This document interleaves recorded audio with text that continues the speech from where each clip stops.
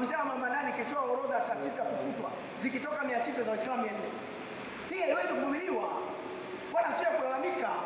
Ni swala la kukaa kuangalia hizi jumuiya za taasisi za Kiislamu na misikiti makosa yake ya kwapi, wasaidiwe kujengewa uwezo.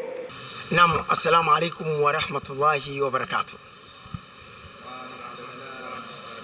Ndugu Waislamu, ndugu maimamu, ndugu walimu wa madrasa na wadau wote wa UMATA popote pale mlipo, assalamu alaikum wa rahmatullahi wa barakatuh.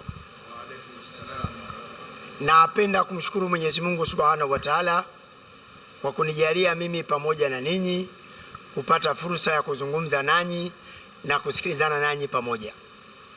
Watu wengi wamekuwa na maswali mengi ya kutaka ufafanuzi, ya kutaka ufumbuzi, ya kutaka kujifunza mengi kuhusu UMATA. Mimi ninaongea naitwa Mwalimu Juma Nchia. Mimi mtendaji mkuu na mwenyekiti na katibu wa bodi ya wadhamini au waasisi wa umoja wa maimamu na walimu wa madrasa Tanzania.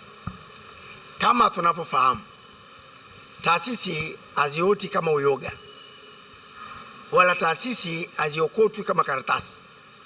Kuna watu wanakaa chini, wanabuni kuanzia malengo, kuanzia jina, kuanzia mikakati na mambo mengine ya kuendelea ili taasisi ikamilike na kuweza kufanya kwa vizuri.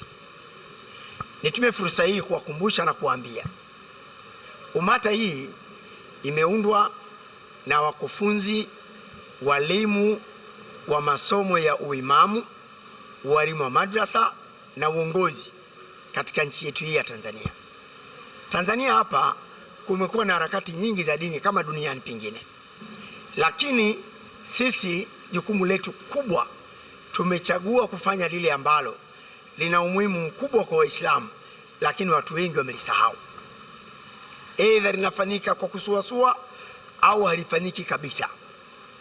Mambo yetu yote ambayo tumekuwa tukiyafanya ni yale ambayo yanatija katika Uislamu, lakini Waislamu wameyasahau. Tuwakumbushe tu kwamba huko nyuma tuliwahi kushiriki kuunda jukwaa la vijana wa Kiislamu Tanzania. Wakati ule tulikuwa tukitambulika kama technical team au kama kamati ya ufundi. Lakini pia sisi hao ndio tulianzisha kufundisha masomo ya dini kwa maana IDK pamoja na Islamic methodology kwa maana mbinu za kufundishia elimu ya dini ya Kiislamu katika vyuo vya ualimu vya diploma. Mimi nikiwa mratibu kupitia Munadhamat Dawat Islamia kanda ya Ziwa na kanda Magharibi. Nilianzisha kufundisha katika vyuo vya Butimba, Shinyanga Shekom, Tabora TTC, Kasulu TTC, Kabanga TTC na Bunda TTC. Na hivi vyote nilikuwa naweza kufundisha katika kipindi cha mwezi mmoja. Watu wengi walikuwa kishangaa. Tulikuwa tukiwaambia itakapokuja kueleweka, watakuja kutokea watu waliokuwa bora kuliko sisi, watafundisha kila chuo kwa wakati wake. Na alhamdulillah ikatokea hivyo mpaka mataasisi makubwa yakawa yanagombea na yakaajiri watu wa kufundisha chuo kimoja kila mtu. Lakini sisi hao tuliwahi kuanzisha mtandao huru wa elimu kwa wanawake na watoto wa Kiislamu kanda ya Kusini mwaka 2002. Umedumu kwa miaka 13. Kupitia mtandao huu ndio umejenga shule ya Kilwa Islamic, umeanzisha shule ya Muzdalifa kule Nachingwea, Muzdalifa Islamic Masasi, Abdalla Mchimai Liwale, na kituo cha kina mama Umahati pale Masasi, na shule ya Newala Islamic kule Newala. Hawa mwaka 2002 walipokuwa wakiendesha mtandao huu wa elimu kwa wanawake na watoto wa Kiislamu kanda ya Kusini, ndio hao wakufunzi na waratibu walioratibu kuanzishwa kwa UMATA. Ni katika kipindi cha huo mtandao ndio kazi ilikuwa inafanyika ya kufundisha viongozi, kufundisha walimu wa IDK, kufundisha walimu wa chekechea, kufundisha walimu wa madrasa. Na ndipo tulipokuja kuona kazi ya kufundisha viongozi na kazi ya kufundisha walimu ina natija kubwa sana katika Uislamu kuliko kitu kingine. Kwa sababu kupitia makongamano yale, kupitia mafunzo yale, ilibainika mwaka 2006, kutoka 2002 mpaka 2006, kuanzia sifuri Waislamu wa kusini wana shule za chekechea 216. Ni kwa spidi hiyo ndio likawekwa azimio. Tunatoka kwenye chekechea tunakwenda kuanza ujenzi wa shule. Alhamdulillah, ilijengwa shule ya Kilwa Islamic ndani ya siku 3 ikawa tayari imekamilika kwa nguvu, bila mkandarasi, bila mhandisi, bila wafadhili wa aina yoyote. Ni nguvu ya kuwafundisha watu uongozi na wakaelewa. Lakini ikiishia hapo, miongoni mwetu pia tumeshiriki katika kuanzisha majukwaa mbalimbali yanayowahusu viongozi wa Kiislamu hapa Tanzania. Yapo yanayotajika na yapo yasiyotajika. Kwa hiyo kazi ya kushughulika na masuala ya maboresho ya uongozi, kuanzia mafunzo, kutengeneza taasisi na jumuiya, sio jambo jingine. Tumetoka nalo mbali na hii ndio kazi ambayo tumeichagua. Kwa hiyo wale ambao wanazungumza katika swali la kwanza, ninyi sio maimamu, kwa nini mmeanzisha hii jumuiya ya maimamu MATA? Na sisi tunaeleza kwamba kama sio maimamu, kwa nini tunafundisha maimamu? Kama sio walimu wa madrasa, kwa nini tunafundisha walimu wa madrasa? Na hawajatokea watu wengine wa kuifanya hii kazi ikawa kazi yao kama tulivyochagua sisi. Sisi tunatazama changamoto zote zilizopo katika Uislamu. Moja ya sababu kubwa inayochukua 70% ni kukosekana kwa uongozi thabiti, uongozi wenye vision, uongozi wenye kuchagua vipaumbele, uongozi wenye kuweka mikakati, uongozi wenye kuongoza watu kwa fursa walizonazo, mali walizonazo, nguvu walizonazo, elimu walizonazo, wakatumia kuleta maendeleo.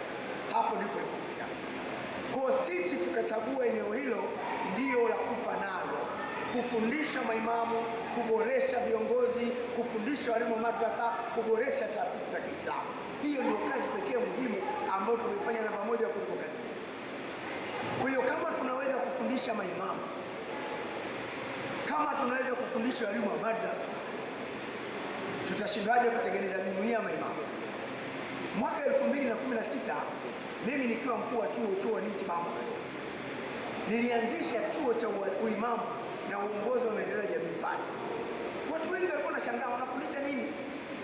Lakini tumefanya mahafali 4. Na mahafali ya kwanza Mheshimiwa Mufti alikuwa mgeni rasmi.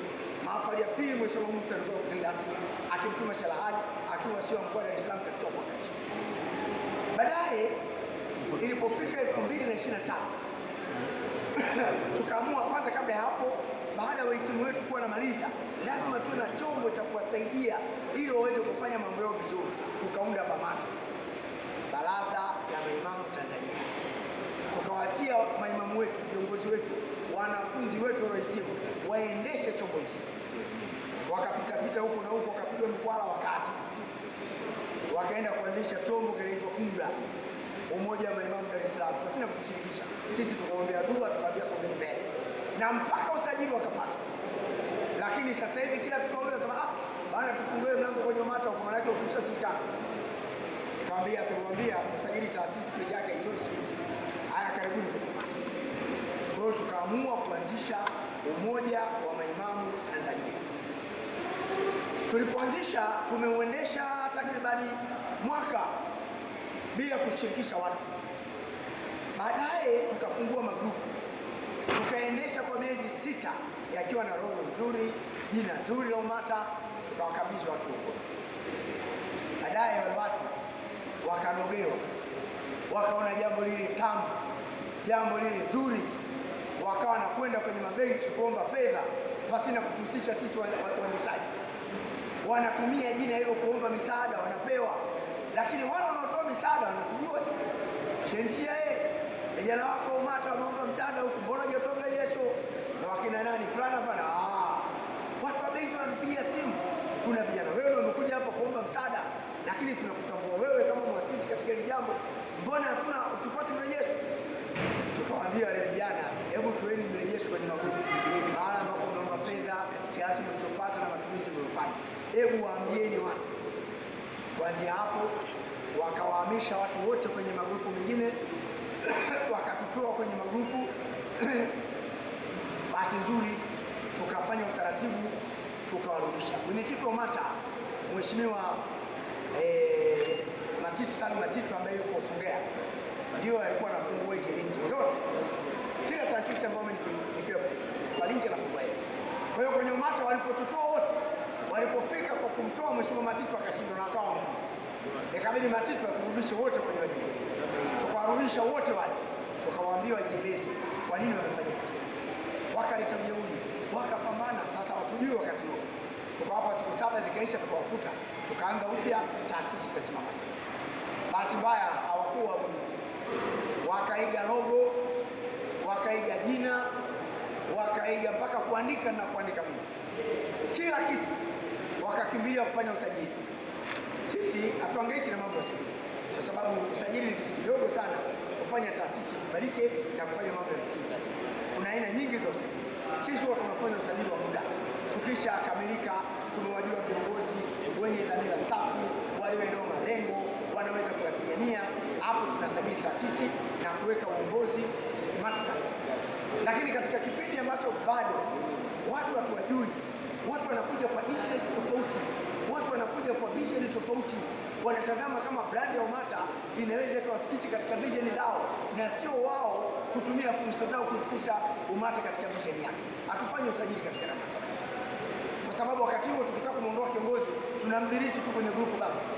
Kama kuna sehemu tumesajili usajili mdogo kama BAKWATA, kama baraza kuu, tunaandikia barua kwamba viongozi fulani tunawasimamisha au tunawaondoa kwa sababu wanakwenda kinyume na utaratibu tuliokuwa tumeweka. Hakuna shida katika hilo, na tukikudelete kwenye group kama kiongozi ni siku moja tu unasaulika, hakuna mtu yote atakaye, kwa sababu sisi ni katika watu ambao tuna uwezo mkubwa wa kufanya branding ya jambo lolote lile likajulikana likafahamika, na tunalotaka lisaulike likasaulika. Uwezo huo tunao, tunamshukuru Mwenyezi Mungu Subhanahu wa Ta'ala kwa kutujalia mambo kama haya. Kwa hiyo hatufanye usajili kwa kuogopa migogoro kuwa mingi sana. Kwa hiyo wale vijana tukawaacha, wakaendelea kutumia jina letu, lakini hakuna ambaye alikuwa anatambua. Wametutukana sana na kushambulia kwenye mitandao, lakini sisi kazi yetu iko kule kuambia tunaamini wana vipaji, wanatamani, wanapenda. Kwa hili jina la UMATA waendelee kulitumia kwa siku watafanya. Wakati tunaendelea na mafunzo, yakatokea matatizo ya walimu wa madrasa mafia. Kuna kiongozi mmoja kule akaropoka kwamba walimu wa madrasa wamebaka watoto 17. Mwingine akasema walimu wa madrasa wamelalisha watoto 17. Dunia ikatetemeka kwa hili. Mafia madrasa zikafungwa, wazao walimu wa madrasa wakakimbia mafia. Watu wa kheri wakatuomba, wakasema hapana, hili jambo tunaona ninyi ndio mnaweza kulikabili kwa sababu haya ndio mambo yenu, tunaomba mwende mafia. Wakati tunakwenda mafia, tunahangaika na tatizo la Dodoma. Vyombo vya usalama, waandishi wa habari wamevamia pale madrasa ya Dodoma kwa jambo dogo sana. Madrasa imefungwa, haijachukua muda madrasa Kisarawe hivyo hivyo. Kule Arusha mwalimu wa madrasa kafungwa miaka 30, ametumiwa kupaka mtoto. Tukiangalia huku na huku, hakuna taasisi, hakuna mtu amesimama katika hali. Sisi kama waasisi wa UMATA tukasema hapana, hili jambo tunalifanya. Tukaenda mafia, tukakutana na kila watu kuanzia mkuu wa wilaya, watu wilaya zote, kama chama cha usalama, wazazi, watoto, viongozi wa dini, mpaka jambo likakaa sawa. Madrasa zikafunguliwa, watoto wakaanza kusoma, walimu waliokuwa jela wakatolewa, kesi mahakamani zikaonekana hazina maana, zikafutwa, walimu waliotoroka wakarudi. Tukasema kwa hali hii ilivyo, ni lazima hao walimu wa madrasa tupate chombo cha kuwasaidia. Baadaye ikaonekana vyombo vitakuwa vingi. 75% ya maimamu ni walimu wa madrasa, 80% ya walimu wa madrasa ni maimamu. Hii umoja wa maimamu na walimu tuongeze na walimu wa madrasa, maslahi yao tuwaweke ndani. Ndio asili ya kuitwa umoja wa maimamu na walimu wa madrasa Tanzania.